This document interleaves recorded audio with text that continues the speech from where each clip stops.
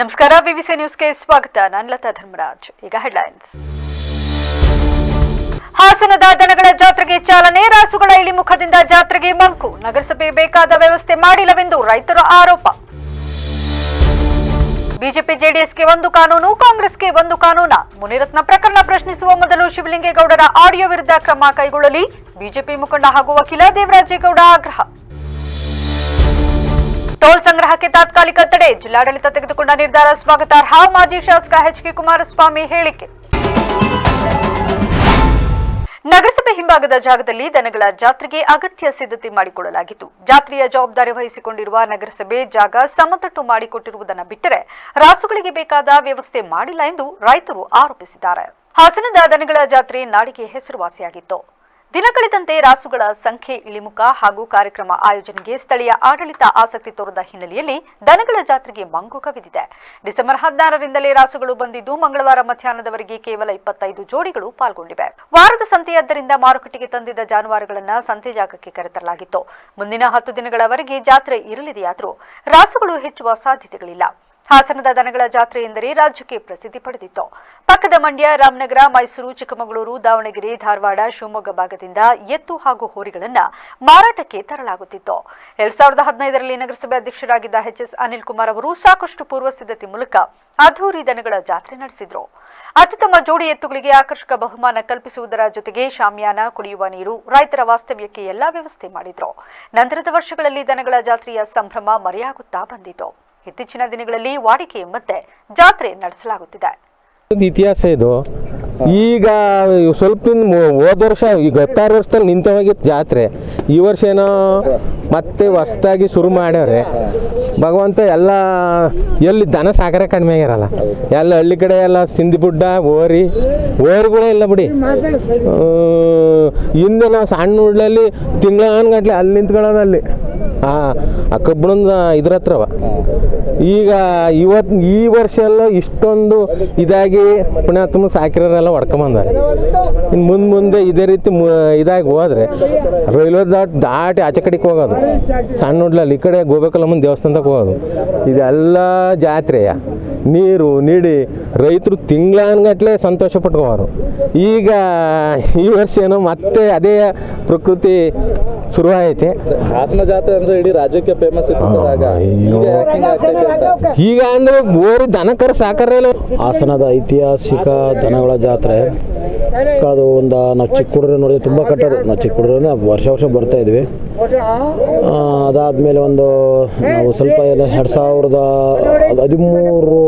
2013-14 ಸ್ವಲ್ಪ ಇದೆಲ್ಲ ಕಸ ತುಂಬಿ ನಗರಸಭೆಯಿಂದ ಭಾರಿ ಇದಾಯಿತು. ಅದು ತಳಗಡೆ ಮಾಡೋರು. ಒಂದ್ಸರಿ ನಾವು ಎಚ್.ಎಸ್. ಪ್ರಕಾಶ್ ಅವರಿದ್ದಾಗ ಒಂದ್ಸರಿ ಹೋಗಿ ಕೇಳ್ಕೊಂಡು ರೈತರೆಲ್ಲ, ನಮ್ಮ ಎಷ್ಟು ಜನ ರೈತರು ಅವರೆಲ್ಲ ಹೋಗಿ ಕೇಳಿದಾಗ ಈ ಜಾಗ ಐತಿ, ಈ ಜಾಗ ಮೀಸಲು ಮಾಡೋಣ ಅಂತ ಹೇಳ್ಬಿಟ್ಟು ಮೀಸಲು ಮಾಡಿ ಇಟ್ಟಿದ್ರು. ಕಸ ಎಲ್ಲ ತೆಗೆದು 15ರಲ್ಲಿ ತುಂಬ ಜೋರ ಮಾಡಿದರು. ತುಂಬ ಜೋರ ಅಂದರೆ ಪೆಷನ್ ಎಲ್ಲ ನಮ್ಮ ನಗರಸಭೆ ಅಧ್ಯಕ್ಷರು, ಅವತ್ತಿದ್ದಂಥ ಅಧ್ಯಕ್ಷರು ಎಚ್.ಎಸ್. ಅನಿಲ್ ಕುಮಾರ್ ಅವರು ಎಲ್ಲ ಸೇರಿ ಮಾಡಿದ್ರು. ಅದು ಆಮೇಲೆ ಮತ್ತೆ ಒಂದು 3 ವರ್ಷ ಚೆನ್ನಾಗಿ ಪ್ರೈಸ್ ಗೀಜೆಲ್ಲ ಇತ್ತು, ನಡೀತು. ಚಿನ್ನ ಎಲ್ಲ ಕೊಟ್ಟರು. First prize, second, third price. ಉತ್ತಮ ರಸಗಳಿಗೆ ಮಾತ್ರ, ಎಲ್ಲರಿಗೂ ಕೊಡಲಿಲ್ಲ. ಉತ್ತಮ ರಸ ಅಂತ ಆಯ್ಕೆ ಮಾಡಿಬಿಟ್ಟು ವೆಟನರಿ ಡಾಕ್ಟ್ರು ಬಂದು ಆಯ್ಕೆ ಮಾಡಿ ಕೊಟ್ಟಿದ್ರು. ಅದಾದಮೇಲೆ ಮತ್ತೆ ಒಂದು 2-3 ವರ್ಷ ನಿಂತ್ಕೊಂಡೇ ಬಿಡ್ತು. ಆಮೇಲೆ ನಾವು ಮತ್ತೆ ನಿಂತಿರೋ ಜಾಗ ಹೋಗುತ್ತಲ್ಲ ಅಂತ ಹೇಳ್ಬಿಟ್ಟು ಜಾಗಕ್ಕಾಗಿ ಹೋರಾಡ್ಕೊಂಡು ದಲಿತ ಸಮುದಾಯದ ಬಗ್ಗೆ ಅವಹೇಳನಕಾರಿಯಾಗಿ ಮಾತನಾಡಿದರು ಎಂದು ಬಿಜೆಪಿ ಶಾಸಕ ಮುನಿರತ್ನ ವಿರುದ್ಧ ಎಸ್ಐಟಿ ರಚಿಸಿದ ರಾಜ್ಯ ಸರ್ಕಾರ. ಅರಸಕೆರೆ ಶಾಸಕ ಹಾಗೂ ಕರ್ನಾಟಕ ಗೃಹ ಮಂಡಳಿ ಅಧ್ಯಕ್ಷ ಕೆಎಂ ಶಿವಲಿಂಗೇಗೌಡ ಅವರು ಕಳೆದ ಲೋಕಸಭೆ ಚುನಾವಣೆ ವೇಳೆ ಹಣದ ಹಂಚಿಕೆ ಬಗ್ಗೆ ಆಪ್ತರ ಜೊತೆ ಮಾತನಾಡಿದ್ದ ಆಡಿಯೋ ಎಲ್ಲೆಡೆ ವೈರಲ್ ಆಗಿದ್ದರೂ ಆ ಬಗ್ಗೆಯೂ ಎಸ್ಐಟಿ ರಚಿಸಿ ತನಿಖೆ ಮಾಡುವುದಿರಲಿ, ಸರ್ಕಾರ ಏಕೆ ತುಟಿ ಬಿಚ್ಚುತ್ತಿಲ್ಲ ಎಂದು ಬಿಜೆಪಿ ಮುಖಂಡ ಹಾಗೂ ವಕೀಲ ದೇವರಾಜೇಗೌಡ ಪ್ರಶ್ನಿಸಿದರು. ಹಾಸನದಲ್ಲಿಂದು ಪತ್ರಿಕಾಗೋಷ್ಠಿಯಲ್ಲಿ ಮಾತನಾಡಿದ ಅವರು, ಮಳವಳ್ಳಿ ಶಾಸಕ ನರೇಂದ್ರ ಸ್ವಾಮಿ ಅವರು ಮುನಿರತ್ನ ಸದನದಲ್ಲಿ ಕೂರಬಾರದು ಎಂದು ಮಾತನಾಡಿದ್ದಾರೆ. ಹೊರಗೆ ಕಳಿಸದಿದ್ದರೆ ಧರಣಿ ಮಾಡುವೆ ಎಂದಿದ್ದಾರೆ. ಮುನಿರತ್ನ ಪ್ರಕರಣದ ಬಗ್ಗೆ ತನಿಖೆ ನಡೆಯುತ್ತಿದೆ. ಅಂತೆಯೇ ಆಡಳಿತ ಪಕ್ಷದ ಶಾಸಕರು ಆಡಿರುವ ಮಾತಿನ ಬಗ್ಗೆ ಏಕೆ ಯಾವುದೇ ತನಿಖೆ ನಡೆಯುತ್ತಿಲ್ಲ? ಶಿವಲಿಂಗೇಗೌಡ ಅವರು ಮತದಾರರಿಗೆ ಕೋಟಿ ಹಣ ಹಂಚಿಕೆ ಬಗ್ಗೆ ಮಾತನಾಡುವ ವೇಳೆ ಸಿಎಂ, ಡಿಸಿಎಂ ಹೆಸರನ್ನು ಪ್ರಸ್ತಾಪ ಮಾಡಿದ್ದಾರೆ. ಕೂಡಲೇ ಎಸ್ಐಟಿ ರಚಿಸಿ ಕೆಎಂ ಶಿವಲಿಂಗೇಗೌಡ ಆಡಿಯೋ ಪ್ರಕರಣವನ್ನು ತನಿಖೆಗೆ ಒಪ್ಪಿಸಬೇಕಲ್ವೇ? ನಾನು ಚುನಾವಣಾ ಆಯೋಗ ಸೇರಿದಂತೆ ಎಲ್ಲರಿಗೂ ದೂರು ನೀಡಿದ್ದೇನೆ. ಆದರೂ ಕೆಎಂ ಶಿವಲಿಂಗೇಗೌಡರ ವಿರುದ್ಧ ಇಲ್ಲಿಯ ತನಕ ಕ್ರಮ ಕೈಗೊಂಡಿಲ್ಲ ಏಕೆ? ಎಸ್ಐಟಿಯನ್ನು ವಿಪಕ್ಷ ನಾಯಕರನ್ನು ಜೈಲಿಗೆ ಕಳಿಸಿ ನಿಮ್ಮ ಮನೆ ಜೀತಕ್ಕೆ ಬಳಸಿಕೊಳ್ಳುತ್ತಿದ್ದೀರಾ? ನೀವೇನು ಸಾಚಾಗಳ? ರಾಮನಗರ ಶಾಸಕನ ಅಶ್ಲೀಲ ವಿಡಿಯೋ ಪ್ರಕರಣ ಏನಾಯ್ತು? ನೀವು ಮಾಡಬಾರದನ್ನು ಮಾಡಿದರೂ ಏನು ಶಿಕ್ಷೆ ಇಲ್ಲವೇ? ಹೊಳೆನರಸೀಪುರ ತಹಶೀಲ್ದಾರ್ ಕೆಕೆ ಕೃಷ್ಣಮೂರ್ತಿ ಕಾರ್ಯ ಒತ್ತಡದ ಮಾತನಾಡಿದರೆ ಅವರಿಗೆ ನೋಟಿಸ್ ಕೊಡುತ್ತೀರಿ. ವಾಲ್ಮೀಕಿ ನಿಗಮ ಹಗರಣದಲ್ಲಿ ಅಧಿಕಾರಿಗಳು ಸೂಸೈಡ್ ಮಾಡಿಕೊಂಡಿದ್ದಾರೆ. ಇನ್ನು ಎಷ್ಟು ಜನರ ಬಲಿ ಪಡೆಯುತ್ತೀರಿ ಎಂದು ಕೇಳಿದ ಅವರು ಕೂಡಲೇ ಶಿವಲಿಂಗೇಗೌಡರ ಆಡಿಯೋ ಬಗ್ಗೆ ಶೀಘ್ರ ತನಿಖೆ ನಡೆಸಿ ಎಂದು ಆಗ್ರಹಿಸಿದರು. ಕಾಂಗ್ರೆಸ್ ಪಕ್ಷದ ಶಾಸಕರಾದಂಥ ಶ್ರೀಯುತ ನರೇಂದ್ರ ಸ್ವಾಮಿ ಅವರು ಒಂದು ಪ್ರಮುಖ ಆಗ್ರಹವನ್ನು ಮಾಡ್ತಾರೆ. ಸದನದಲ್ಲಿ ಮಾನ್ಯ ಸ್ಪೀಕರ್ ಅವರಿಗೆ ಒಂದು ಮನವಿಯನ್ನು ಕೂಡ ಮಾಡ್ತಾ ಭಾಳ ದೊಡ್ಡ ಮಟ್ಟದ ಆಗ್ರಹವನ್ನು ಕೂಡ ಮಾಡ್ತಾರೆ. ಆ ಪ್ರಮುಖ ಅಂಶ ಏನು ಅಂತ ಅಂದರೆ, ಭಾರತೀಯ ಜನತಾ ಪಕ್ಷದ ಶಾಸಕರಾದಂಥ ಮುನಿರತ್ನ ಅವರು ಹಿಂದೆ ದಲಿತ ಸಮುದಾಯದ ಬಗ್ಗೆ ಅವಹೇಳನಕಾರಿ ಹೇಳಿಕೆಯನ್ನು ನೀಡಿದ್ದಾರೆ.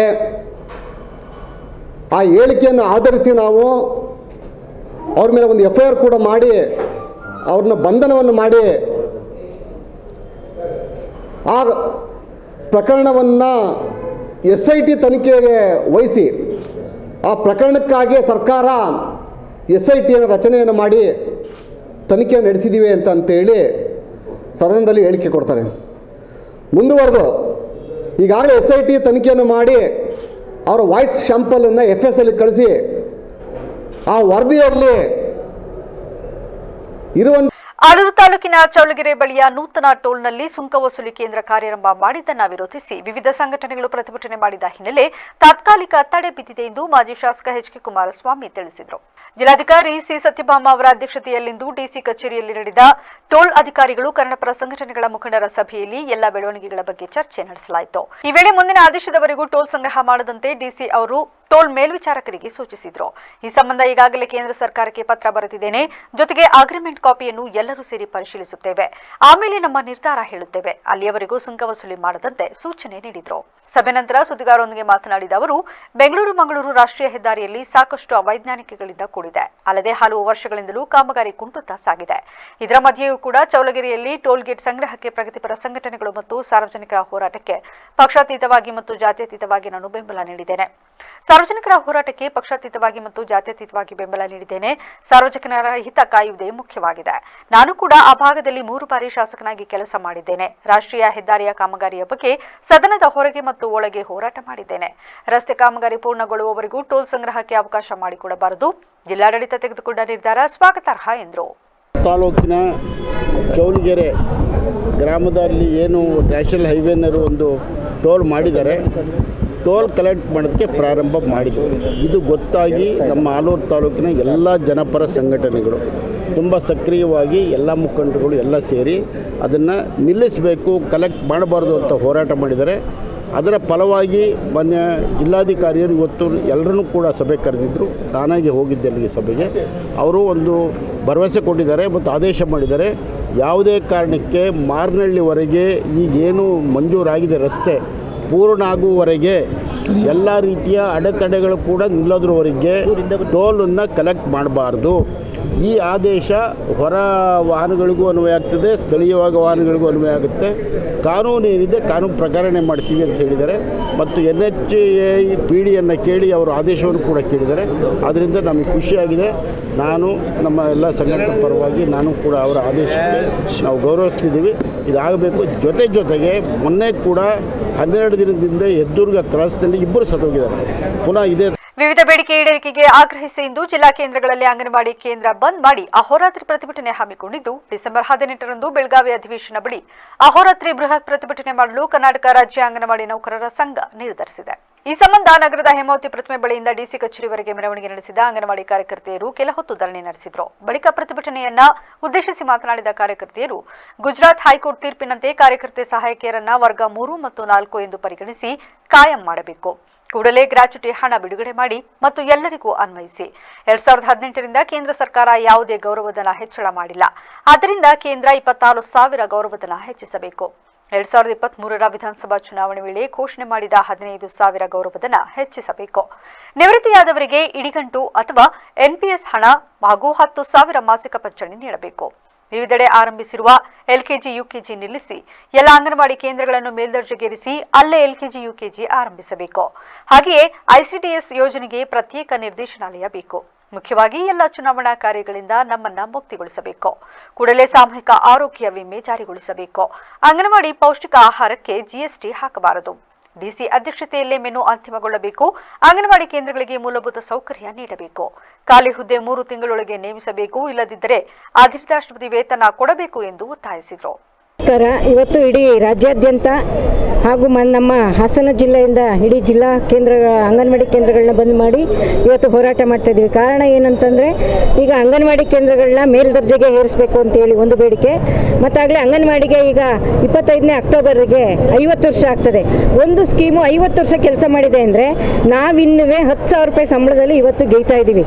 ಹಂಗಾಗಿ ನಾವೇನು ಹೇಳ್ತಾ ಇರೋದಂದರೆ 50 ವರ್ಷ ಆಗಿದೆ ಒಂದು ಸ್ಕೀಮಿಗೆ ನಮ್ಮನ್ನು ಕಾಯಂಗೆ ಮಾಡಬೇಕು. ಮತ್ತು ಗುಜರಾತ್ ಹೈಕೋರ್ಟ್ ಏನು ಹೇಳಿದೆ ಸಿ ಮತ್ತು ಡಿ ಗ್ರೂಪ್ನಾಗೆ ಕನ್ಫರ್ಮ್ ಮಾಡಬೇಕು ಅಂತ, ಅದೇ ರೀತಿ ನಮ್ಮ ಸರ್ಕಾರನೂ ಕೂಡ ನಮ್ಮನ್ನು ಸಿ ಮತ್ತು ಡಿ ಗ್ರೂಪ್ನವರಾಗಿ ಪರಿಗಣಿಸಬೇಕು, ಕಾಯಂ ಮಾಡಬೇಕು. ಮತ್ತು ಇದೇ ಕಾಂಗ್ರೆಸ್ ಸರ್ಕಾರ ಬರಬೇಕಾದ್ರೆ ಹೇಳಿತ್ತು ಯೋಜನೆ ಗ್ಯಾರಂಟಿ ಯೋಜನೆಯಲ್ಲಿ ನಿಮಗೆ 15,000 ಕೊಡ್ತೀವಿ ಅಂತ. ಅದನ್ನು ಕೂಡ ಈಗ ಬಜೆಟ್ ನಡೀತಾ ಇದೆ, ಅಧಿವೇಶನ ನಡೀತಾ ಇದೆ ಬೆಳಗಾಂನಲ್ಲಿ. ಅಲ್ಲೂ ಕೂಡ ನಮ್ಮ ಹೈದರಾಬಾದ್ ಕರ್ನಾಟಕದವರು ಇವತ್ತು ಬೆಳಗಾಂನ ಹತ್ರ ಹೋರಾಟಕ್ಕೆ ಹೋಗಿದ್ದಾರೆ. ಈ ಬೆಳಗಾಂ ಅಧಿವೇಶನದಲ್ಲಿ ಪ್ರತಿಭಟನೆಯಲ್ಲಿ ಅಧ್ಯಕ್ಷ ಎಂಬಿ ಪುಷ್ಪ, ಗೌರವಾಧ್ಯಕ್ಷ ಇಂದ್ರಮ್ಮ, ಪ್ರಧಾನ ಕಾರ್ಯದರ್ಶಿ ಜಿಪಿ ಶೈಲಜಾ, ಮಂಜುಳಾ, ಉಪಾಧ್ಯಕ್ಷರಾದ ಶಾರದಾ, ಕಾಮಾಕ್ಷಿ ರಾಜು, ಮೀನಾಕ್ಷಿ, ಕಾರ್ಯದರ್ಶಿಗಳಾದ ಜಯಂತಿ ಸೇರಿದಂತೆ ಜಿಲ್ಲೆಯ ವಿವಿಧ ಘಟಕದವರು ಹಾಜರಿದ್ದರು. ಆಲೂರಿನ ಸುಮಾರು 111 ಸರ್ಕಾರಿ ಕಿರಿಯ ಹಾಗೂ ಹಿರಿಯ ಪ್ರಾಥಮಿಕ ಶಾಲೆಗಳಿಗೆ 225 ಗ್ರೀನ್ ಚಾಕ್ ಬೋರ್ಡ್ ವಿತರಣೆ ಮಾಡಲಾಗುತ್ತಿದೆ ಎಂದು ಕಾಳಿಂಗಪ್ಪ ವೆಲ್ಫೇರ್ ಅಸೋಸಿಯೇಷನ್ ಸಂಸ್ಥಾಪಕ ಹಂಜಳಿಗೆ ಮಂಜುನಾಥ್ ತಿಳಿಸಿದರು. ಹಾಸನದಲ್ಲಿಂದು ಪತ್ರಿಕಾಗೋಷ್ಠಿಯಲ್ಲಿ ವಿಷಯ ತಿಳಿಸಿದ ಅವರು, ಈಗಿನ ಕಪ್ಪು ಬಣ್ಣದ ಬೋರ್ಡ್ನಲ್ಲಿ ಬರೆಯುವಾಗ ಪೌಡರ್ ಉದುರಲಿದೆ. ಇದು ಶಿಕ್ಷಕರು ಮಕ್ಕಳ ಆರೋಗ್ಯದ ಮೇಲೆ ಪರಿಣಾಮ ಬೀರಲಿದೆ, ಬಟ್ಟೆಯೂ ಹಾಳಾಗಲಿದೆ. ಆದರೆ ಗ್ರೀನ್ ಬೋರ್ಡ್ನಿಂದ ಆ ರೀತಿಯ ಸಮಸ್ಯೆ ತಲೆದೋರದು ಎಂದರು. 225 ಗ್ರೀನ್ ಬೋರ್ಡ್ಗೆ ಸುಮಾರು 7.5 ಲಕ್ಷ ರೂಪಾಯಿ ವೆಚ್ಚ ತಗುಲಿದೆ. ಬೆಂಗಳೂರಿನ ಹೆಸರಾಂತ ಫ್ಯೂನಿಕ್ ಇಂಡಿಯಾ ಪ್ರೈವೇಟ್ ಲಿಮಿಟೆಡ್ ಕೈ ಜೋಡಿಸಿದೆ. 6 ಅಡಿ ಅಗಲ, 4 ಅಡಿ ಉದ್ದದ, ಸುಮಾರು 20 ಕೆಜಿ ತೂಕದ ಹಸಿರು ಬೋರ್ಡ್ ದೀರ್ಘಕಾಲ ಬಾಳಿಕೆಗೆ ಬರಲಿದೆ. ಕಳೆದ 12 ವರ್ಷಗಳಿಂದ ಆಲೂರು ಶಾಲೆಗಳಿಗೆ ನೋಟ್ ಪುಸ್ತಕ, ಶಾಲಾ ಬ್ಯಾಗ್, ಲೇಖನಿ ನೀಡುತ್ತಿದ್ದು 16 ಸ್ಮಾರ್ಟ್ ಕ್ಲಾಸ್ ಆರಂಭಿಸಿ ಸಾವಿರಾರು ಮಕ್ಕಳಿಗೆ ಕಂಪ್ಯೂಟರ್ ಕಲಿಯುವ ವ್ಯವಸ್ಥೆ ಮಾಡಿದ್ದಾರೆ. ಇದೀಗ ಡಿಸೆಂಬರ್ 19ರಂದು ಸುಲ್ಗೋಡು ಕ್ಲಸ್ಟರ್ ಕ್ಯಾತರಹಳ್ಳಿಯ ಕಾಲೋನಿಯ HPS ಶಾಲೆಗೆ 1.5 ಲಕ್ಷದ 17ನೇ ಸ್ಮಾರ್ಟ್ ಕ್ಲಾಸ್ ನಡೆಸಲು ವ್ಯವಸ್ಥೆ ಮಾಡಲಾಗುತ್ತಿದೆ ಎಂದರು. ನಾನು ಕಳೆದ 12 ವರ್ಷಗಳಿಂದ ಸರ್ಕಾರಿ ಶಾಲೆಗಳ ಜೊತೆ ಒಂದು ಒಡನಾಟವನ್ನು ಇಟ್ಕೊಂಡಿದ್ದೀನಿ. ಹಾಗಾಗಿ ಸರ್ಕಾರಿ ಶಾಲೆಗಳಿಗೆ ಪ್ರತಿ ಸಾರಿ ನಾನು ಹೋದಾಗ ಅಲ್ಲಿಯ ಪ್ರಾಥಮಿಕ ಶಾಲೆಗಳ ಕುಂದುಕೊರತೆಗಳನ್ನ ನಾನು ಸಾಕಷ್ಟು ಗಮನಿಸ್ಕೊಂಡು ಬರ್ತಾ ಇದ್ದೆ. ಈಗಾಗಲೇ ನಾನು ಲಾಸ್ಟ್ ಪ್ರೆಸ್ ಮೀಟಲ್ಲಿ ಹೇಳ್ದಂಗೆ ನಮ್ಮ ಇಡೀ ಆಲೂರು ತಾಲೂಕಿಗೆ ಅಷ್ಟು ಮಕ್ಕಳಿಗೆ ನೋಟ್ಬುಕ್ಸ್ ಕೊಡೋದು ಮತ್ತು ಬ್ಯಾಗ್ಗಳನ್ನ ಕೊಡ್ಕೊಂಡು ಬರ್ತಾಯಿದ್ದೆ. ಆಮೇಲೆ ಸ್ಮಾರ್ಟ್ ಕ್ಲಾಸನ್ನು ಮಾಡ್ಕೊಂಡು ಬರ್ತಾಯಿದ್ದೆ. ಹಾಗೆ ನಾನು ಅಬ್ಸರ್ವ್ ಮಾಡಿದಾಗ ನಮ್ಮ ಈ ಸಾಂಪ್ರದಾಯಿಕ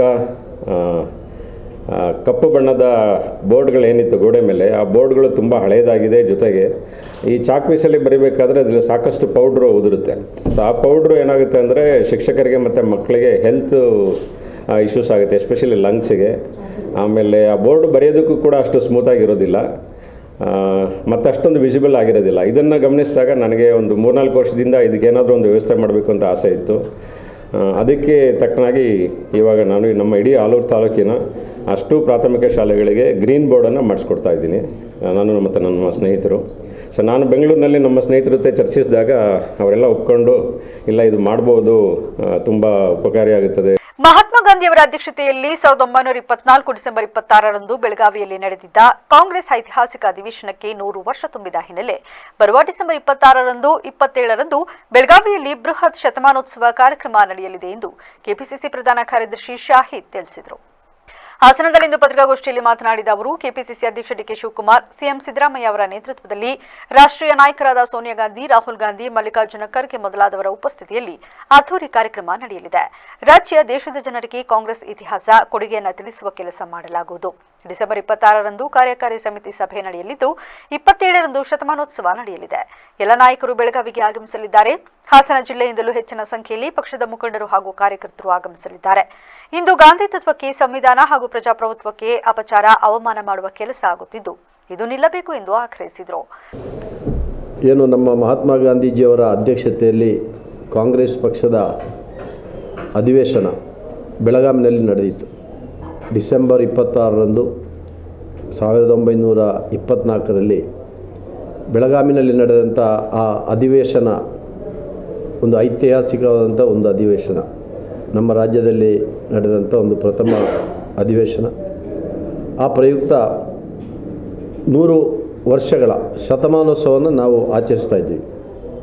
ಈ ದೇಶಕ್ಕಾಗಿ ಗಾಂಧೀಜಿಯವರು ಮಾಡಿರ್ತಕ್ಕಂಥ ಆ ಒಂದು ಹೋರಾಟ, ಕಾಂಗ್ರೆಸ್ ಪಕ್ಷದ ಅಧ್ಯಕ್ಷತೆ ವಹಿಸಿ ಅವರು ಮಾಡಿರ್ತಕ್ಕಂಥ ಭಾಷಣಗಳು ಮತ್ತು ಇಡೀ ಪ್ರಪಂಚಕ್ಕೆ ಗಾಂಧೀಜಿಯವರ ಆ ತತ್ವ ಸಿದ್ಧಾಂತ. ಪತ್ರಿಕಾಗೋಷ್ಠಿಯಲ್ಲಿ ಮುಖಂಡರಾದ ವಿಶ್ವನಾಥ್, ಗೋಪಾಲ, ಕುಮಾರ, ಕರಿಗೌಡ, ರಾಮಚಂದ್ರ, ಗುರುಸ್ವಾಮಿ ಹಾಜರಿದ್ದರು.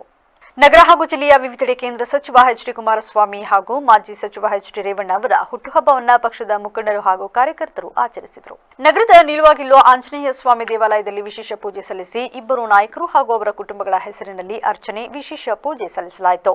ಈ ವೇಳೆ ಮುಖಂಡರು, ಕಾರ್ಯಕರ್ತರು ಪರಸ್ಪರ ಸಿಹಿ ಹಂಚಿ ಈರುಗಾಯಿ ಒಡೆದು ತಮ್ಮ ನೆಚ್ಚಿನ ನಾಯಕರ ಪರ ಜಯಘೋಷ ಮೊಳಗಿಸಿದರು.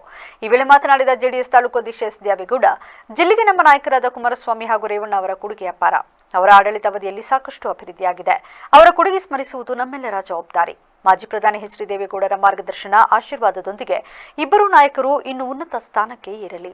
ರೇವಣ್ಣ ಅವರು ಜಿಲ್ಲೆಯನ್ನು ಇತರೆ ಜಿಲ್ಲೆಗಳಂತೆ ಮಾದರಿ ಮಾಡಲು ಕೃಷಿ, ಶಿಕ್ಷಣ, ನೀರಾವರಿ, ಕೈಗಾರಿಕೆ ಹೀಗೆ ಎಲ್ಲ ಕ್ಷೇತ್ರಗಳಿಗೂ ಕೊಡುಗೆ ನೀಡಿದ್ದಾರೆ ಎಂದರು. ಸನ್ಮಾನ್ಯ ಎಚ್ ಡಿ ರೇವಣ್ಣನವರು ಹಾಗೂ ಸನ್ಮಾನ್ಯ ಎಚ್ ಡಿ ಕುಮಾರಸ್ವಾಮಿ ಅವರ ಒಂದು ಜನ್ಮದಿನಾಚರಣೆಯನ್ನು ಇವತ್ತು ನಮ್ಮ JDS ಪಕ್ಷದ ವತಿಯಿಂದ ಇವತ್ತು ಅದ್ದೂರಿಯಾಗಿ ಒಂದು ಆಚರಣೆಯನ್ನು ಮಾಡ್ತಾ ಇದ್ದೇವೆ.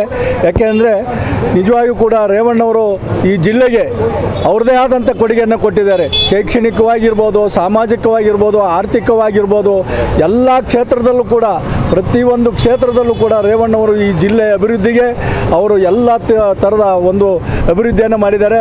ಅದೇ ರೀತಿ ಸನ್ಮಾನ್ಯ ಕುಮಾರಸ್ವಾಮಿ ಅವರು ಕೂಡ ಮುಖ್ಯಮಂತ್ರಿಗಳಾಗಿ ರೈತರ ಸಾಲ ಮನ್ನಾ ಮಾಡೋದಿರ್ಬೋದು, ರೈತರ ಬಿತ್ತನೆ ಬೀಜ, ಔಷಧಿಗೆ ಸಬ್ಸಿಡಿ ಕೊಡೋದಿರ್ಬೋದು, ಪ್ರತಿಯೊಂದನ್ನು ಕೂಡ ಸನ್ಮಾನ್ಯ ಕುಮಾರಸ್ವಾಮಿಯವರು ಮತ್ತು ರೇವಣ್ಣವರು ಈ ಜಿಲ್ಲೆಯ ಸರ್ವಾಂಗೀಣ ಅಭಿವೃದ್ಧಿಗೆ ಎಲ್ಲ ರೀತಿಯ ಸಹಕಾರವನ್ನು ನೀಡಿ ಅಭಿವೃದ್ಧಿಯನ್ನು ಮಾಡಿದ್ದಾರೆ. ಅವರ ಒಂದು ಇವತ್ತು ಅವರ ಜನ್ಮದಿನಾಚರಣೆಯನ್ನು ನಾವು ಆಚರಣೆ ಮಾಡುವುದರ ಮುಖಾಂತರ ಭಗವಂತ ಅವರಿಗೆ ಆಯುರಾರೋಗ್ಯ ಐಶ್ವರ್ಯವನ್ನು ಕೊಡಲಿ. ಇನ್ನೂ ಈ ವೇಳೆ ಜಿಲ್ಲಾ ಜೆಡಿಎಸ್ ವಕ್ತಾರ ರಘು ಹೊಂಗೆರೆ, ಮುಖಂಡರಾದ ಸಿಆರ್ ಶಂಕರ್, ಸೈಯದ್ ಅಕ್ಬರ್, ಮಂಜೇಗೌಡ, ಸತೀಶ್, ಸಮೀರ್, ಬಿದ್ರಕೆರೆ ಜಯರಾಮ್ ಹಾಜರಿದ್ದರು. ನಗರದ ತಾಲೂಕು ಪಂಚಾಯತ್ ಸಭಾಂಗಣದಲ್ಲಿ ಸೋಮವಾರ ಗ್ರಾಮೀಣ ಕುಡಿಯುವ ನೀರು ಮತ್ತು ನೈರ್ಮಲ್ಯ ಇಲಾಖೆ, ಗ್ರಾಮೀಣಾಭಿವೃದ್ಧಿ ಮತ್ತು ಪಂಚಾಯತ್ ರಾಜ್ ವತಿಯಿಂದ ಇಲಾಖೆಯ ಜಲಜೀವನ್ ಮಿಷನ್ ಯೋಜನೆಯಡಿ ಶುದ್ಧ ಜಲದಿಂದ ಸುರಕ್ಷತೆ ಅಭಿಯಾನ ಜರುಗಿತು. ಸಭೆಯನ್ನು ಉದ್ದೇಶಿಸಿ ಬಸವರಾಜ್ ಮಾತನಾಡಿ, ದೇಶವನ್ನು ಕಾಡುತ್ತಿರುವ ಬಹುದೊಡ್ಡ ಸಮಸ್ಯೆಗಳಲ್ಲಿ ಒಂದು ನೀರಿನ ಸಮಸ್ಯೆ. ಅದರಲ್ಲೂ ಗ್ರಾಮೀಣ ಭಾಗದಲ್ಲಿ ಹಲವು ಕಡೆಗಳಲ್ಲಿ ಶುದ್ಧವಾದ ಕುಡಿಯುವ ನೀರನ್ನು ಪಡೆಯುವುದಕ್ಕೆ ಪರದಾಡುವಂತಹ ಪರಿಸ್ಥಿತಿ ಇದೆ. ಇಂತಹ ಸಮಸ್ಯೆಯಿಂದ ಜನರನ್ನು ಹೊರತರುವ ನಿಟ್ಟಿನಲ್ಲಿ ಸರ್ಕಾರ ಜಾರಿಗೆ ತಂದ ಮಹತ್ವಾಕಾಂಕ್ಷೆಯ ಯೋಜನೆಯೇ ಜಲಜೀವನ್ ಮಿಷನ್ ಯೋಜನೆ. ಪ್ರತಿಯೊಬ್ಬರಿಗೆ ಶುದ್ಧ, ಸುರಕ್ಷಿತ ಕುಡಿಯುವ ನೀರು ಒದಗಿಸುವ ನಿಟ್ಟಿನಲ್ಲಿ ಜಾರಿಗೆ ತಂದ ಈ ಯೋಜನೆ ಕರ್ನಾಟಕದಲ್ಲೂ ಸಾಕಷ್ಟು ಗ್ರಾಮೀಣ ಪ್ರದೇಶಗಳಲ್ಲಿ ನೀರಿನ ಬವಣೆ ನೀಗಿಸಿದೆ. ಕರ್ನಾಟಕದಲ್ಲಿ ಈ ಯೋಜನೆಗೆ ಜನರಿಂದ ಉತ್ತಮ ಬೆಂಬಲ ವ್ಯಕ್ತವಾಗುತ್ತಿದೆ. ಸಮುದಾಯ ವಂತಿಕೆ ರೂಪದಲ್ಲಿ ಪ್ರತಿ ಗ್ರಾಮಗಳಲ್ಲೂ ಜನ ಯೋಜನೆಗೆ ಸಹಕರಿಸುತ್ತಿದ್ದಾರೆ. ಅದರಂತೆ ರಾಜ್ಯದಲ್ಲಿ ಪ್ರತಿ ಗ್ರಾಮಗಳಲ್ಲೂ ಗ್ರಾಮ ಪಂಚಾಯಿತಿಯ ಮೂಲಕ ಸಮುದಾಯ ವಂತಿಕೆ ಸಂಗ್ರಹಿಸಲಾಗುತ್ತಿದೆ.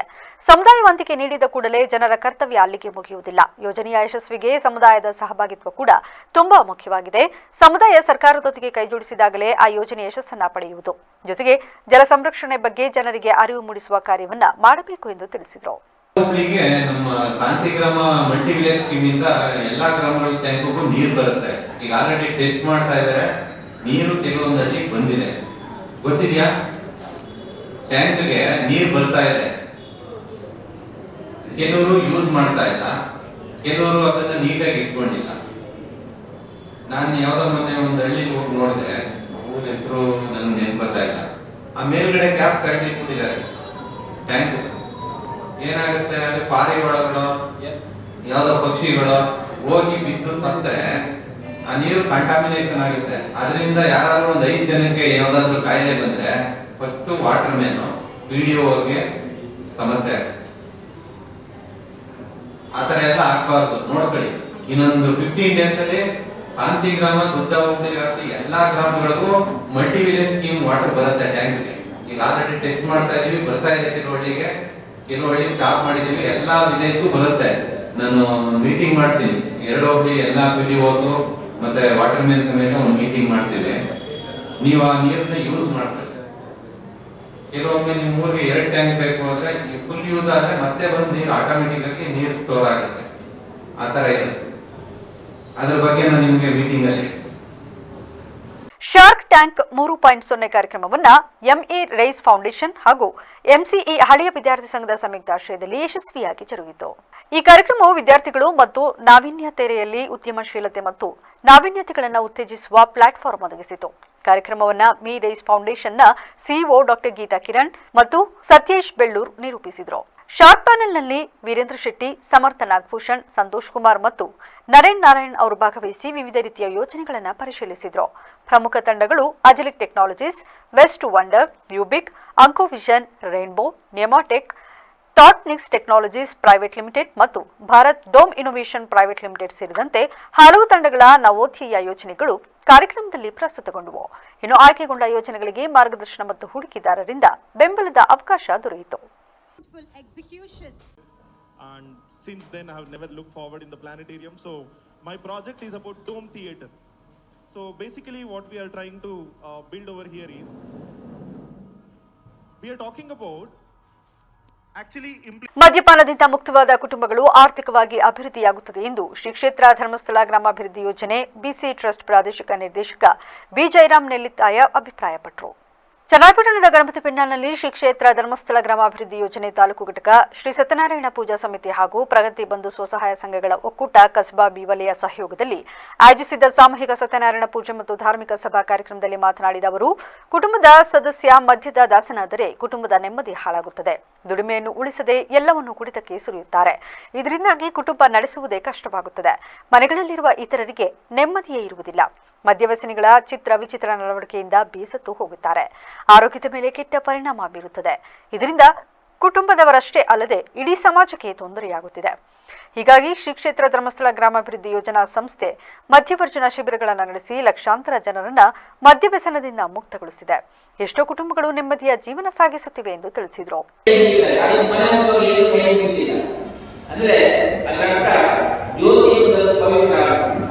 ಈಗ ಬರುವಾಗ ಮಕರ ಸಂಕ್ರಾಂತಿ ಬರುತ್ತೆ 14ನೇ ತಾರೀಕಿಗೆ. ಆ ಮಕರ ಜ್ಯೋತಿ ಅಲ್ಲಿ ಕಾಣುವುದು ಕೇವಲ 1-2 ಸೆಕೆಂಡ್ ಮಾತ್ರ. ಆದರೆ ಈ ದೇಶ ಮತ್ತು ವಿದೇಶದಿಂದ ಕೋಟ್ಯಾಂತರ ಜನರು ಕೇವಲ ಜ್ಯೋತಿ ನೋಡಲು ಕೋಟ್ಯಾಂತರ ಜನರು ಉಪವಾಸ ಮಾಡಿಕೊಂಡು ಭಜನೆ ಮಾಡಿಕೊಂಡು ಶಬರಿಮಲೆ ಹೋಗ್ತಾರೆ. ಮಕರ ಜ್ಯೋತಿಯನ್ನು ನೋಡಿದ್ರೆ ಜ್ಯೋತಿಯ ಪ್ರಾಮುಖ್ಯತೆ ಎಂದು ನಾವು ಯೋಚನೆ ಮಾಡ್ತೀವಿ. ಅಂತ ಜ್ಯೋತಿಯನ್ನು ಇವತ್ತು ಬೆಳಗಿನ ಅರ್ಥ ನಡೆಸಿದ್ರೆ ನಿಮ್ಮೆಲ್ಲರ ಮನೆಯಲ್ಲಿ ಜ್ಯೋತಿ ಹೋಗಲಿ, ನೀವೆಲ್ಲರೂ ಸುಖದಿಂದ ಆರೋಗ್ಯದಿಂದ ಸಂತೋಷವಾಗಿರಲಿ ಹೇಳಿ ನಾವು ದೇವರಲ್ಲಿ ಪ್ರಾರ್ಥನೆ ಮಾಡಿದ್ದೇವೆ. ಸತ್ಯನಾರಾಯಣ ದೇವರು ಅತ್ಯಂತ ಪವಿತ್ರ ದೇವರು. ಎಲ್ಲ ದೇವರಿಗೆ ಒಂದು ಹೆಸರಿದೆ, ಆದರೆ ನಾರಾಯಣ ದೇವರಿಗೆ ಮಾತ್ರ ಸತ್ಯನಾರಾಯಣ ಸತ್ಯ ಅಂತ ಹೆಸರು. ಅಂದ್ರೆ ಅದು ಸತ್ಯವೇ ದೇವರು, ಸತ್ಯನಾರಾಯಣನೇ ದೇವರು. ಇನ್ನೊಂದು ದೇವರಿಲ್ಲ, ಸತ್ಯವೇ ನಾರಾಯಣ, ನಾರಾಯಣನೇ ಸತ್ಯ. ಪುರಸಭಾ ಅಧ್ಯಕ್ಷೆ ಕೆಎಸ್ ಬನಶಂಕರಿ ರಘು ಮಾತನಾಡಿ, ತಂತ್ರಜ್ಞಾನ ವೇಗವಾಗಿ ಬೆಳೆದಂತೆ ಇಂದಿನ ಯುವಜನಾಂಗದಲ್ಲಿ ಧಾರ್ಮಿಕ ನಂಬಿಕೆಗಳು, ಆಚರಣೆಗಳು ಕಡಿಮೆಯಾಗುತ್ತಿದೆ. ಮಕ್ಕಳಿಗೆ ಸಣ್ಣ ವಯಸ್ಸಿನಲ್ಲಿಯೇ ಸಂಸ್ಕಾರಯುತ ಜೀವನ ಮೌಲ್ಯಗಳ ಬಗ್ಗೆ ತಿಳುವಳಿಕೆ ನೀಡುವಲ್ಲಿ ಪಾಲಕರ ಪಾತ್ರ ಮಹತ್ವದಾಗಿದೆ. ಮನುಷ್ಯ ಧರ್ಮದ ದಾರಿಯಲ್ಲಿ ನಡೆದಾಗ ಭಗವಂತನ ಅನುಗ್ರಹ ಪ್ರಾಪ್ತವಾಗುತ್ತದೆ. ಧರ್ಮಸ್ಥಳದ ಧರ್ಮಾಧಿಕಾರಿಗಳು ಪ್ರತಿ ಹಳ್ಳಿಗಳಲ್ಲಿ ಇಂತಹ ಪೂಜಾ ಕಾರ್ಯಕ್ರಮಗಳನ್ನು ನಡೆಸಿ ಜನರಲ್ಲಿ ಧಾರ್ಮಿಕ ಜಾಗೃತಿ ಮೂಡಿಸುತ್ತಿರುವುದು ಅರ್ಥಪೂರ್ಣವಾದದ್ದು ಎಂದರು.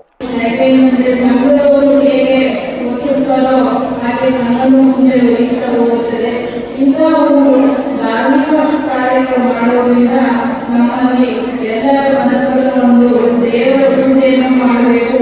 ಎಲ್ಲೋ ನಾವು ಬಿಡ್ತಾ ಇರ್ತೀವಿ, ಎಲ್ಲೋ ಹೋಗ್ತಾ ಇದೆ, ದೇವರು ನಡೀತಾ ಇಲ್ಲ ಅನ್ನೋ ಮನೋಭಾವನೆಯಿಂದ ನಮ್ಮಲ್ಲಿ ಮೂಡಿಸ್ತಕ್ಕಂಥದ್ದು ಈ ಮಂಜುನಾಥ ಸ್ವಾಮಿಯ ಒಂದು ಸಂಘದಿಂದ ಎಲ್ಲರಿಗೂ ಒಂದರಿಂದ ಇರ್ತಕ್ಕಂಥ ಒಂದು ಕಾರ್ಯಕ್ರಮ. ಯಾಕೆ ಈ ಕಾರ್ಯಕ್ರಮ ಮಾಡ್ತಾ ಇದ್ದಾರೆ ಅಂತಂದ್ರೆ ನಮ್ಮ ರೈತರಾಗ ಹೇಳಿಸಲ್ಲ ಮೇಡಮ್, ಇತ್ತೀಚಿನ ದಿನಗಳಲ್ಲಿ ದೇವರ ಧ್ಯಾನ ಮಾಡೋದು, ದೇವರ ಬಗ್ಗೆ ಒಂದು ಮನೆ ಹೋಗೋದಕ್ಕಂತ ಕೆಲಸ ಇತ್ತೀಚಿನ ದಿನಗಳಲ್ಲಿ ತುಂಬಾ ಕಡಿಮೆ ಆಗ್ತಾ ಇದೆ. ಹಾಗಾಗಿ ಎಲ್ಲರ ಮನಸ್ಸಲ್ಲೂ ಒಂದು ಆಧ್ಯಾತ್ಮಿಕೆ ಒಂದು ಆದ್ಯತೆ ಕೊಡೋದು ದೇವರ ಪೂಜೆಯಲ್ಲಿ. ಕಾರ್ಯಕ್ರಮದಲ್ಲಿ ಶ್ರೀ ಪ್ರಸನ್ನ ಗಣಪತಿ ಸೇವಾ ಸಮಿತಿ ಅಧ್ಯಕ್ಷ ಸಿಎನ್ ಅಶೋಕ್, ಧರ್ಮಸ್ಥಳ ಗ್ರಾಮಾಭಿವೃದ್ಧಿ ಯೋಜನೆಯ ಜಿಲ್ಲಾ ನಿರ್ದೇಶಕ ಕೇಶವ್ ದೇವಾಂಗ, ತಾಲೂಕು ಘಟಕದ ಯೋಜನಾಧಿಕಾರಿ ಕೆ ಪ್ರಸಾದ್, ಜನಜಾಗೃತಿ ವೇದಿಕೆಯ ಸದಸ್ಯರಾದ ಸಿಎನ್ ಮನೋಹರ್, ಉಮೇಶ್ ಸೇರಿದಂತೆ ಇತರರು ಹಾಜರಿದ್ದರು. ಸಮುದಾಯದ ಎಲ್ಲ ಮುಖಂಡರ ವಿಶ್ವಾಸಕ್ಕೆ ತೆಗೆದುಕೊಂಡು ಈ ಬಾರಿಯ ಭೀಮಾ ಕೋರೆಗಾಂವ್ ವಿಜಯೋತ್ಸವವನ್ನು ಅದ್ದೂರಿಯಾಗಿ ಆಚರಿಸಲಾಗುವುದೆಂದು ಭೀಮಾ ಕೋರೆಗಾಂವ್ ಚಾರಿಟಬಲ್ ಟ್ರಸ್ಟ್ನ ಹೆನ್ನಲಿ ಶಾಂತರಾಜ್ ಹೇಳಿದರು. ಸಕಲೇಶಪುರ ಪಟ್ಟಣದ ಕಾರ್ಯನಿರತ ಪತ್ರಕರ್ತರ ಸಂಘದ ಕಚೇರಿಯಲ್ಲಿ ನಡೆದ ಸುದ್ದಿಗೋಷ್ಠಿಯಲ್ಲಿ ಮಾತನಾಡಿದ ಅವರು, ಕಳೆದ 7 ವರ್ಷಗಳಿಂದ ಭೀಮಾ ಕೋರೆಂಗ ವಿಜಯೋತ್ಸವವನ್ನು ಆಚರಿಸುತ್ತಾ ಬಂದಿರುತ್ತೇವೆ. ಮುಂದಿನ ಜನವರಿ 1ನೇ ತಾರೀಕಿನಂದು ನಡೆಯುವ ಕಾರ್ಯಕ್ರಮಕ್ಕೆ ಸುಮಾರು 10,000 ಸಾರ್ವಜನಿಕರು ಸೇರುವ ನಿರೀಕ್ಷೆ ಇದ್ದು, ಮೆರವಣಿಗೆಯು ಎಸ್ಬಿಐ ಮುಂಭಾಗದಿಂದ ಹೇಮಾವತಿ ಸೇತುವೆವರೆಗೆ ಮೆರವಣಿಗೆ ನಡೆಸಲಾಗುವುದು. ವಿವಿಧ ಕಲಾ ತಂಡ, ವಾದ್ಯ ತಂಡದೊಂದಿಗೆ ಕಾರ್ಯಕ್ರಮವಿರುತ್ತದೆ ಹಾಗೂ ಹಳೆ ಬಸ್ ಸ್ಟ್ಯಾಂಡ್ನಲ್ಲಿರುವ ಅಂಬೇಡ್ಕರ್ ಅವರ ಪ್ರತಿಮೆಗೆ ಮಾಲಾರ್ಪಣೆ ಕಾರ್ಯಕ್ರಮವಿರುತ್ತದೆ. ಈ ಮೇಲ್ಕಂಡ ಕಾರ್ಯಕ್ರಮಗಳಿಗೆ ಸಕಲೇಶಪುರದ ಪ್ರಗತಿಪರರು, ದಲಿತ ಸಂಘಟನೆಗಳು, ಸ್ವಸಹಾಯ ಸಂಘ ಸಂಸ್ಥೆಗಳು, ಆದಿವಾಸಿ ಅಲ್ಪಸಂಖ್ಯಾತರು ಆಗಮಿಸಿ ಯಶಸ್ವಿಗೊಳಿಸಲು ಮನವಿ ಮಾಡಿದರು. ಜನವರಿ 1ನೇ ತಾರೀಕು ಏನು ಭೀಮಾ ಕೋರೆಂಗ ವಿಜಯೋತ್ಸವ ಸಮಿತಿಯ ಒಂದು ಹೆಸರಿನಲ್ಲಿ ಹಾಗೂ ದಲಿತ ಪ್ರಗತಿಪರ ಸಂಘಟನೆಗಳು, ಮಹಿಳಾ ಒಕ್ಕೂಟಗಳು ಮತ್ತು ಆದಿವಾಸಿ ಸಂಘಗಳು ಮತ್ತು ಎಲ್ಲ ಸಂಘ ಸಂಸ್ಥೆಗಳು ಮತ್ತು ಪರಿಶಿಷ್ಟ ಜಾತಿ ಪರಿಶಿಷ್ಟ ವರ್ಗದ ಒಕ್ಕೂಟದ ಎಲ್ಲ ಪದಾಧಿಕಾರಿಗಳು, ಭೀಮಾ ಕೋರೆಂಗ ಟ್ರಸ್ಟ್ ಪದಾಧಿಕಾರಿಗಳು ಎಲ್ಲ ಒಟ್ಟಿಗೆ ಸೇರಿ ಭೀಮಾ ಕೋರೆಂಗ ವಿಜಯೋತ್ಸವ ಸಮಿತಿಯ ಒಂದು ಟೈಟ್ಲ್ ಅಡಿಯಲ್ಲಿ ಇವತ್ತು ಭಾಳ ಒಂದು ಅದ್ದೂರಿಯಾದ ಒಂದು ಕಾರ್ಯಕ್ರಮವನ್ನು ನಾವು ಮಾಡ್ತಾಯಿದ್ದೀವಿ. ಈ ಕಾರ್ಯಕ್ರಮಕ್ಕೆ ಎಲ್ಲರೂ ಕೂಡ ಈ ಕಾರ್ಯಕ್ರಮಕ್ಕೆ ಬರಬೇಕು ಅಂತ ಈ ಸಂದರ್ಭದಲ್ಲಿ ಕೇಳಿಕೋಸ್ಕರ ಇವತ್ತು ನಾವು ಬಂದಿದ್ದೀವಿ. ಈ ಆಲ್ರೆಡಿ ಅನೇಕ 2-3 ಸಭೆಗಳಾಗಿದೆ. ಸಭೆಗಳಲ್ಲಿ ಹ್ಯಾಂಡ್ಬಿಲ್ಸ್ ಕೂಡ ಪ್ರಿಂಟ್ ಆಗಿದೆ. ಆಲ್ಮೋಸ್ಟ್ ಎಲ್ಲ ಹಳ್ಳಿಗಳಿಗೆ ಹ್ಯಾಂಡ್ಬಿಲ್ಸ್ಗಳು ತಲುಪಿದೆ. ಎಲ್ಲ ಒಗ್ಗಟ್ಟಿಂದ ಒಂದೇ ರೀತಿ ಕಾರ್ಯಕ್ರಮವನ್ನು ನಾವು ಮಾಡ್ತಾಯಿದ್ದೀವಿ.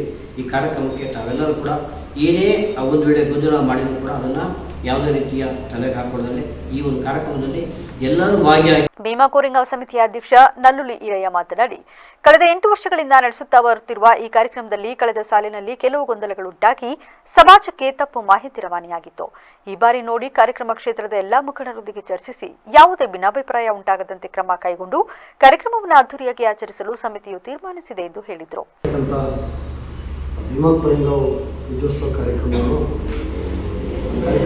ಎಲ್ಲ ನಮ್ಮ ದಲಿತ ಸಮುದಾಯ ಹಾಗೂ ಪ್ರಗತಿಪರರು, ಹಿಂದುಳಿದ ವರ್ಗ, ದಲಿತ, ಆದಿವಾಸಿ, ಮಹಿಳಾ ಸಂಘಟನೆಗಳೆಲ್ಲ ಸೇರಿ ಕಾರ್ಯಕ್ರಮ ವಿಜೃಂಭಣೆಯಿಂದ ಸುಮಾರು ಒಂದು 10,000 ಜನ ಸೇರಿಸಿ ಕಾರ್ಯಕ್ರಮನ ಮಾಡಬೇಕಂತೇಳಿ ಅಂದ್ಕೊಂಡಿದ್ದೀವಿ. ಹಾಗೆ ಈ ಕಾರ್ಯಕ್ರಮಕ್ಕೆ ವಿಶೇಷವಾಗಿ ಒಂದು ಗೆಸ್ಟು ಸಹ ಬರೋ ಸಾಧ್ಯತೆ ಇದೆ. ಮತ್ತು ನಾವು ಹಳೆ ಬಸ್ ಸ್ಟ್ಯಾಂಡಲ್ಲಿ ವೇದಿಕೆ ಸಹ ಕಾರ್ಯಕ್ರಮವನ್ನು ಮಾಡ್ತೀವಿ. ಮತ್ತು ಕರಡಿ ಕುಣಿತ, ಡೋಲು, ವಿಧ ಸಾಂಸ್ಕೃತಿಕ ಕಾರ್ಯಕ್ರಮಗಳನ್ನ ಹಮ್ಮಿಕೊಂಡಿದ್ದೀವಿ. ಈ ಕಾರ್ಯಕ್ರಮ ಸ್ವಲ್ಪ ಕೆಲವೊಂದು ನಿನ್ನೆಯಿಂದ ಸ್ವಲ್ಪ ಸಣ್ಣ ಪುಟ್ಟದ ಗೊಂದಲಗಳಾಗಿದ್ದಾವೆ. ಆ ಗೊಂದಲಗಳು ನಮ್ಮ ಸಮುದಾಯದಲ್ಲಿ, ಎಲ್ಲ ಸಮುದಾಯದಲ್ಲಿ ಕೆಲವೊಂದು ಸಣ್ಣ ಪುಟ್ಟ ಗೊಂದಲಗಳಾಗ್ತವೆ. ಪತ್ರಿಕಾಗೋಷ್ಠಿಯಲ್ಲಿ ಸಂಯೋಜಕ ಲಕ್ಷ್ಮಣ್ ಕೀರ್ತಿ, ಕಾರ್ಯದರ್ಶಿ ಶಾಂತರಾಜ್, ಬಸವರಾಜು, ದೊಡ್ಡನಹಳ್ಳಿ ಈರಣ್ಣ, ಕಲ್ಗಣೆ ಧರ್ಮ ಹಾಜರಿದ್ದರು. ವಿಶ್ವ ಹಿಂದೂ ಪರಿಷತ್ ಬಜರಂಗ ದಳ ಸಕಲೇಶಪುರ ವತಿಯಿಂದ ಶ್ರೀ ದತ್ತಮಾಲಾ ಅಭಿಯಾನ ಕಾರ್ಯಕ್ರಮದ ಅಂಗವಾಗಿ ಡಿಸೆಂಬರ್ 6ರಂದು ನಡೆದಂತಹ ಸಾಮೂಹಿಕ ದತ್ತ ಮಾಲಾಧಾರಣೆ ಕಾರ್ಯಕ್ರಮದಲ್ಲಿ 60 ಜನ ಮಾಲಾಧಾರಣೆ ಮಾಡಿದ್ದು, ನಂತರ ಡಿಸೆಂಬರ್ 12ರಂದು ರಾತ್ರಿ ಸಕಲೇಶಪುರ ನಗರದಲ್ಲಿ ನಡೆದಂತಹ ಸಂಕೀರ್ತನ ಯಾತ್ರೆ ಹಾಗೂ ಶೋಭಾಯಾತ್ರೆ ಕಾರ್ಯಕ್ರಮದಲ್ಲಿ 600 ಜನ ಪುರುಷರು ಹಾಗೂ 100 ಮಾತೆಯರು ಭಾಗವಹಿಸಿ ಕಾರ್ಯಕ್ರಮ ಯಶಸ್ವಿಗೊಳಿಸಿದರು ಎಂದು ಜಿಲ್ಲಾ ವಿಶ್ವ ಹಿಂದೂ ಪರಿಷತ್ ಸಹ ಕಾರ್ಯದರ್ಶಿ ಹರೀಶ್ ಕರಡಿಗಾಲ ತಿಳಿಸಿದರು. ಸಕಲೇಶಪುರದಲ್ಲಿಂದು ಪತ್ರಿಕಾಗೋಷ್ಠಿಯಲ್ಲಿ ಮಾತನಾಡಿದ ಅವರು, ಡಿಸೆಂಬರ್ 14ರಂದು ಚಿಕ್ಕಮಗಳೂರಿನ ದತ್ತಪೀಠದಲ್ಲಿ ನಡೆದ ದತ್ತಪಾದುಕ ದರ್ಶನ ಹಾಗೂ ದತ್ತ ಜಯಂತಿ ಕಾರ್ಯಕ್ರಮಕ್ಕೆ ಪಟ್ಟಣದಿಂದ ಹೊರಟ ಕಾರ್ಯಕ್ರಮಕ್ಕೆ ಸಕಲೇಶ್ವರ ಸ್ವಾಮಿ ದೇವಸ್ಥಾನದಲ್ಲಿ ಶಾಸಕ ಸಿಮೆಂಟ್ ಮಂಜು ಅವರು ಚಾಲನೆ ನೀಡಿದರು. ನಂತರ ಸುಮಾರು 600 ಜನ ದತ್ತ ಮಾಲಾಧಾರಿಗಳು ಈ ಬಾರಿ ಚಿಕ್ಕಮಗಳೂರಿನಲ್ಲಿರುವ ದತ್ತಪೀಠಕ್ಕೆ ತೆರಳಿ ಶ್ರೀ ದತ್ತಾತ್ರೇಯ ದರ್ಶನ ಪಡೆಯಲಾಯಿತು. ಎಲ್ಲ ಕಾರ್ಯಕ್ರಮಗಳಿಗೆ ತನು ಮನಧನ ಸಮಯ ನೀಡಿ ಸಹಕರಿಸಿದ ಎಲ್ಲ ಹಿಂದೂ ಬಾಂಧವರಿಗೂ ಸಕಲೇಶಪುರ ತಾಲೂಕು ವಿಶ್ವ ಹಿಂದೂ ಪರಿಷತ್ ಘಟಕ ಹಾಗೂ ಬಜರಂಗ ದಳದ ವತಿಯಿಂದ ಕಾರ್ಯಕ್ರಮದ ಯಶಸ್ಸಿಗೆ ಬಂದೋಬಸ್ತ್ ವ್ಯವಸ್ಥೆ ಮಾಡಿದ ಆರಕ್ಷಕ ಸಿಬ್ಬಂದಿಗಳಿಗೆ ಹಾಗೂ ಸುದ್ದಿಯನ್ನು ಪ್ರಸಾರ ಮಾಡಿದ ಎಲ್ಲ ಪತ್ರಿಕಾ ಮಾಧ್ಯಮದವರಿಗೂ ಹೃತ್ಪೂರ್ವಕ ಧನ್ಯವಾದಗಳನ್ನು ಸಲ್ಲಿಸುತ್ತೇವೆ ಎಂದರು. ಮೊದಲನೇದಾಗಿ ನಾವು 6ನೇ ತಾರೀಕು ಎಲ್ಲ ಸಕಲೇಶಪುರ ತಾಲೂಕಿನಂತ ಎಲ್ಲ ಕಾರ್ಯಕರ್ತರು ನಾವು ದತ್ತಮಾಲಾಧಾರಿಗಳಾಗಿ ನಾವು ಆ ಕಾರ್ಯಕ್ರಮ ಆಯೋಜನೆ ಮಾಡಿದ್ವಿ ಸಕಲೇಶ್ವರ ಸ್ವಾಮಿ ದೇವಸ್ಥಾನದಲ್ಲಿ. ಅದೇ ರೀತಿ 12ನೇ ತಾರೀಕು ನಾವು ಸಕಲೇಶ್ಪುರ ತಾಲೂಕಿನ ಪ್ರತಿ ಗ್ರಾಮಗಳಿಂದ ಎಲ್ಲ ಸಾರ್ವಜನಿಕ ಹಿಂದೂ ಬಾಂಧವರನ್ನು ಕರೆಸ್ಕೊಂಡು ನಾವು ಇವತ್ತು 12ನೇ ತಾರೀಕು ಸಂಕೀರ್ತನ ಯಾತ್ರೆಯನ್ನು ನಾವು ಮಾಡಿದ್ವಿ. ಸಂಕೀರ್ತನ ಯಾತ್ರೆಯಲ್ಲಿ ಇಡೀ ಸಕಲೇಶ್ಪುರ ತಾಲೂಕಿನಿಂದ ಕನಿಷ್ಠ 700 ಜನ ಹಿಂದೂ ಬಾಂಧವರು ಭಾಗವಹಿಸಿ ಯಶಸ್ವಿ ಕಾರ್ಯಕ್ರಮವನ್ನು ಯಶಸ್ವಿಗೊಳಿಸಿದರು. ಆ ಕಾರ್ಯಕ್ರಮ ವಿಶೇಷತೆ ಏನಿತ್ತಂದರೆ, ಆ ಭಜನಾ ಮಂಡಳಿ ವತಿಯಿಂದ ದೊಡ್ಡ ಮಟ್ಟದ ಭಜನೆ ಇತ್ತು ಹಾಗೂ ಚಂಡೆ ವಾದ್ಯದವರಿಂದ ದೊಡ್ಡ ಮಟ್ಟದ ಒಂದು ಕಾರ್ಯಕ್ರಮವನ್ನು ನಾವು ಆಯೋಜನೆ ಮಾಡಿ ಎಲ್ಲರನ್ನ ಪತ್ರಿಕಾಗೋಷ್ಠಿಯಲ್ಲಿ ವಿಶ್ವ ಹಿಂದೂ ಪರಿಷತ್ ಜಿಲ್ಲಾ ಉಪಾಧ್ಯಕ್ಷ ಬಾಳೆಗದ್ದೆ ವಿಜಯಕುಮಾರ್, ಬಜರಂಗದಳ ಜಿಲ್ಲಾ ಸಹ ಸಂಯೋಜಕ ಬಾಳುಪೇಟೆ ಕಿಶೋರ್ ಶೆಟ್ಟಿ, ವಿಶ್ವ ಹಿಂದೂ ಪರಿಷತ್ ತಾಲೂಕು ಅಧ್ಯಕ್ಷ ಬಿರಡಳ್ಳಿ ಬಾಲಕೃಷ್ಣ, ತಾಲೂಕು ಕಾರ್ಯದರ್ಶಿ ಎಡವರಹಳ್ಳಿ ಲೋಹಿತ್ ಸೇರಿದಂತೆ ಇತರರು ಉಪಸ್ಥಿತರಿದ್ದರು. ರಾಜ್ಯ ಸರ್ಕಾರದ ಪಂಚ ಗ್ಯಾರಂಟಿ ಯೋಜನೆಗಳಿಂದ ತಾಲೂಕಿಗೆ 250 ಕೋಟಿ ರೂಪಾಯಿ ಪ್ರಯೋಜನ ಲಭ್ಯವಾಗಿದೆ. ಇದರಿಂದ 50% ಜನರ ಬದುಕು ಸುಖಮಯವಾಗಿದೆ ಎಂದು ಗ್ಯಾರಂಟಿ ಯೋಜನೆಗಳ ಅನುಷ್ಠಾನ ಸಮಿತಿ ತಾಲೂಕು ಅಧ್ಯಕ್ಷ ಎಚ್ಪಿ ಶ್ರೀಧರ್ ಗೌಡ ತಿಳಿಸಿದರು. ಅರಕಲಗೂಡು ತಾಲೂಕಿನ ಚಿಕ್ಕಹಳ್ಳಿ ಗ್ರಾಮ ಪಂಚಾಯಿತಿ ವ್ಯಾಪ್ತಿಯ ವಿಜಿಕೊಪ್ಪಲು ಗ್ರಾಮದಲ್ಲಿ ಸೋಮವಾರ ನಡೆದ ಪಂಚ ಗ್ಯಾರಂಟಿ ಯೋಜನೆಯ ಫಲಾನುಭವಿಗಳ ಕುಂದುಕೊರತೆ ಹಾಗೂ ಜಾಗೃತಿ ಸಭೆಯ ಅಧ್ಯಕ್ಷತೆ ವಹಿಸಿ ಮಾತನಾಡಿದ ಅವರು, ಗೃಹಲಕ್ಷ್ಮಿ ಯೋಜನೆಯಡಿ ತಾಲೂಕಿನ 51,853 ಕುಟುಂಬಗಳಿಗೆ 145.19 ಕೋಟಿ ರೂಪಾಯಿ, ಶಕ್ತಿ ಯೋಜನೆಯಡಿ 62.27 ಕೋಟಿ, ಗೃಹಜ್ಯೋತಿ ಯೋಜನೆಯಡಿ 54,805 ಕುಟುಂಬಗಳಿಗೆ 25.77 ಕೋಟಿ ಹಾಗೂ ಯುವನಿಧಿ ಯೋಜನೆಯಡಿ ಒಟ್ಟು 279 ಮಂದಿ ಪ್ರಯೋಜನ ಪಡೆದುಕೊಳ್ಳುತ್ತಿದ್ದಾರೆ ಎಂದು ಅಂಕಿಅಂಶವನ್ನ ನೀಡಿದ ಅವರು, ರಾಜ್ಯ ಸರ್ಕಾರದ ಮಹತ್ವಾಕಾಂಕ್ಷೆ ಪಂಚ ಗ್ಯಾರಂಟಿ ಯೋಜನೆಗಳಿಂದ ಯಾವುದೇ ಮಹಿಳೆಯರು ನಿರುದ್ಯೋಗಿಗಳು ವಂಚಿತರಾಗಬಾರದು. ಈ ಸಲುವಾಗಿ ಗ್ರಾಮ ಪಂಚಾಯಿತಿ ಮಟ್ಟದಲ್ಲಿ ಪಂಚ ಗ್ಯಾರಂಟಿ ಯೋಜನೆಗಳ ಅನುಷ್ಠಾನ ಸಮಿತಿ ಪದಾಧಿಕಾರಿಗಳು, ಸದಸ್ಯರು, ಅಧಿಕಾರಿಗಳನ್ನು ಒಳಗೊಂಡಂತೆ ಸಭೆಯನ್ನ ಫಲಾನುಭವಿಗಳ ಮುಂದೆ ಆಯೋಜನೆ ಮಾಡಿ ಅರಿವು ಮೂಡಿಸಲಾಗುತ್ತಿದೆ. ಅಲ್ಲದೆ ಇದುವರೆಗೂ ಪಂಚ ಗ್ಯಾರಂಟಿ ಯೋಜನೆಗಳ ಪ್ರಯೋಜನ ಸಿಕ್ಕಿಲ್ಲದವರನ್ನ ಪತ್ತೆ ಹಚ್ಚಿ ಸೌಕರ್ಯ ಕಲ್ಪಿಸುವುದು ಈ ಕಾರ್ಯಕ್ರಮದ ಮುಖ್ಯ ಉದ್ದೇಶವಾಗಿದೆ. ಯಾವುದೇ ರೀತಿಯ ಸಂಕೋಚವಿಲ್ಲದೆ ಮಹಿಳೆಯರು ಅರ್ಜಿ ಸಲ್ಲಿಸಿ ಸ್ಥಳದಲ್ಲಿಯೇ ಪ್ರಯೋಜನ ಪಡೆದುಕೊಳ್ಳಬೇಕೆಂದು ಅವರು ಮನವಿ ಮಾಡಿದರು. ಇನ್ನ ಯುವ ನಿಧಿ ಕೆಲವರಿಗೆ ಅನುಕೂಲ ಪಡ್ಕೊಳ್ತಾರೆ. ಹೀಗೆ ಒಟ್ಟಾರೆಯಾಗಿ ನಾವು ನೋಡ್ಲಿಕ್ಕೆ ಹೋದ್ರೆ ಒಂದು 5,000 ರೂಪಾಯಿ ಪ್ರತಿ ಕುಟುಂಬಕ್ಕೂ ಕೂಡ ನಮ್ಮ ಸರ್ಕಾರ ಪ್ರತಿ ತಿಂಗಳು ಕೂಡ ಕೊಡ್ತಾ ಇರ್ತಕ್ಕಂಥದ್ದು ಈ ನಮ್ಮ ಗ್ಯಾರಂಟಿ ಯೋಜನೆ. ಹಾಗಾಗಿ ನಾನು ತಮ್ಗಳಿಗೆ ಕೇಳ್ತಕ್ಕಂಥದ್ದು, ತಮಗೆಲ್ಲ ಅನುಕೂಲ ಮಾಡಬೇಕು ಅಂತ ಹೇಳಿ ಈ ಯೋಜನೆಯನ್ನ ಜಾರಿಗೊಳಿಸಿದೆ.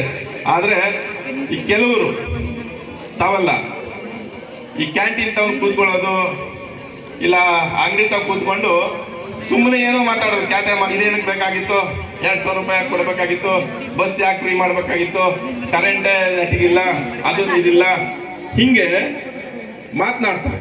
ಸರಿನಾ? ಇದು ಅನುಕೂಲ ಪಡ್ಕೊಂಡು ಈಗ ನಿಮಗೆ ದುಡ್ಡು ಬತ್ತೈತೆ ಅಂತಂದ್ರೆ ನಿಮ್ಮ ಮನೆಯವ್ರಿಗೂ ಬತ್ತೈತೆ ಅಂತಲ್ವಾ? ಇಲ್ಲ ನಿಮ್ಮ ಮಗನ. ಕಾರ್ಯಕ್ರಮದಲ್ಲಿ ಆಹಾರ ಇಲಾಖೆ ಶಿರಸ್ತೆದಾರ್ ಮಂಜು, ತಹಶೀಲ್ದಾರ್ ಸೌಮ್ಯ, ತಾಲೂಕು ಪಂಚಾಯಿತಿ ಇಒ ಪ್ರಕಾಶ್, ವಿದ್ಯುತ್ ಇಲಾಖೆ ಇಂಜಿನಿಯರ್ ಚಿನ್ನಸ್ವಾಮಿ, ಸಾರಿಗೆ ಘಟಕ ವ್ಯವಸ್ಥಾಪಕ ಹನುಮಂತಪ್ಪ ಸೇರಿದಂತೆ ಇತರರು ಹಾಜರಿದ್ದರು. ಈಗ ಮತ್ತೊಮ್ಮೆ ಹೆಡ್ಲೈನ್. ಹಾಸನದ ದನಗಳ ಜಾತ್ರೆಗೆ ಚಾಲನೆ, ರಾಸುಗಳ ಇಳಿಮುಖದಿಂದ ಜಾತ್ರೆಗೆ ಮಂಕು, ನಗರಸಭೆ ಬೇಕಾದ ವ್ಯವಸ್ಥೆ ಮಾಡಿಲ್ಲವೆಂದು ರೈತರ ಆರೋಪ. ಬಿಜೆಪಿ ಜೆಡಿಎಸ್ಗೆ ಒಂದು ಕಾನೂನು, ಕಾಂಗ್ರೆಸ್ಗೆ ಒಂದು ಕಾನೂನ, ಮುನಿರತ್ನ ಪ್ರಕರಣ ಪ್ರಶ್ನಿಸುವ ಮೊದಲು ಶಿವಲಿಂಗೇಗೌಡರ ಆಡಿಯೋ ವಿರುದ್ಧ ಕ್ರಮ ಕೈಗೊಳ್ಳಲಿ, ಬಿಜೆಪಿ ಮುಖಂಡ ಹಾಗೂ ವಕೀಲ ದೇವರಾಜೇಗೌಡ ಆಗ್ರಹ. ಟೋಲ್ ಸಂಗ್ರಹಕ್ಕೆ ತಾತ್ಕಾಲಿಕ ತಡೆ, ಜಿಲ್ಲಾಡಳಿತ ತೆಗೆದುಕೊಂಡ ನಿರ್ಧಾರ ಸ್ವಾಗತಾರ್ಹ, ಮಾಜಿ ಶಾಸಕ ಎಚ್ಕೆ ಕುಮಾರಸ್ವಾಮಿ ಹೇಳಿಕೆ.